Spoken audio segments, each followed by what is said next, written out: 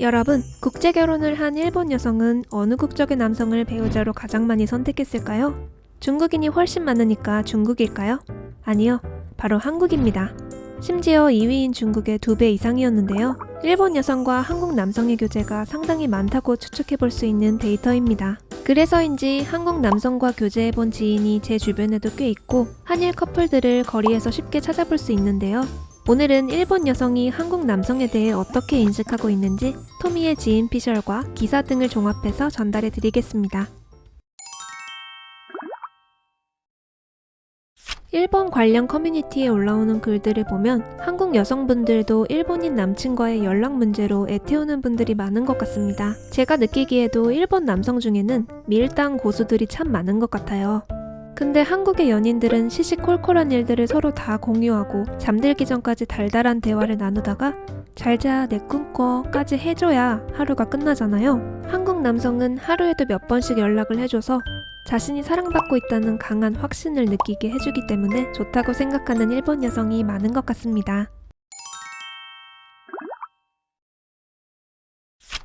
한국인 남친이 있었던 친구들이 입을 모아 하는 이야기인데요. 한국 남성은 외모가 남자다운 사람이 많다고 합니다. 일본은 제가 보기에도 좀 가냘픈 체형의 남성이 많은 것 같은데요. 한국 남성은 살과 근육이 균형 잡힌 체형인 경우가 많아서 일본 여성이 봤을 때 더 남자답게 느껴진다고 해요. 군대를 다녀와서 그런 거 아니냐고 저한테 묻기도 하더라고요. 일본에서 30대 전후인 여성을 아라사라고 하는데 어릴 때는 여리여리한 초식남을 좋아하던 여성도 아라사가 되면 상남자로 이상형이 바뀌는 경우도 많답니다. 일본 여성들이 한국 남성의 좋은 점으로 꼭 얘기하는 게 바로 풍부한 애정 표현입니다. 일본 남성들은 사랑한다는 표현을 잘 안 씁니다. 물론 개인차는 있지만 사랑해 보다는 좋아해 라는 표현을 많이 쓰더라고요. 일본어로 사랑해는 아이시테르인데요. 이게 한국어의 사랑해보다 좀 더 무거운 느낌이랄까요? 가족끼리도 잘 안 씁니다.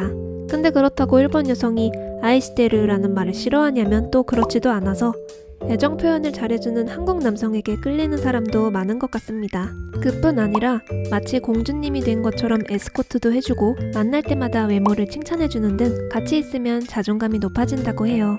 이렇게 좋은 이미지가 많이 있는 한국 남성이지만 일본 여성이 이건 좀 하고 느끼는 부분도 있다고 하는데요. 일본 여성과 교제를 생각 중이라면 어떤 점을 주의하면 좋을까요?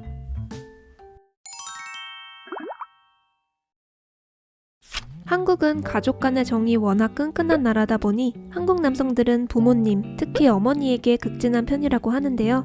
이게 일본 사람이 보면 약간 마마보이처럼 보일 때가 있다고 합니다. 사소한 것도 엄마와 상의해야 한다거나 엄마 얘기를 너무 자주 하면 어른답지 못하다는 인상을 준다고 합니다. 특히 결혼을 준비하는 과정에서 이런 문제로 일본 여성과 갈등이 생기는 경우가 많아서 주의가 필요합니다. 연애 초반이나 썸을 탈 때 메시지가 오자마자 읽고 즉답을 하거나 상대가 아직 읽지 않은 상태에서 계속 메시지를 보내는 행동, 그리고 통화 가능한 상황인지 문자로 묻지 않고 바로 전화를 거는 등의 행동은 일본 여성을 두렵게 만들 수도 있습니다. 한국에서는 평범한 행동일 수도 있는데 일본에서는 그렇지 않거든요. 일본 여성과 연애할 때는 초반에 이런 부분을 좀 주의를 하시다가 충분히 친해지고 나서 자연스럽게 연락 스타일을 맞춰나가는 걸 추천드립니다. 오늘은 한국 남성에 대한 일본 여성의 인식에 대해 소개해 보았는데요. 한일 연애에 대해 흥미가 있으신 분들에게 참고가 되었으면 좋겠습니다. 이상 톰이었습니다.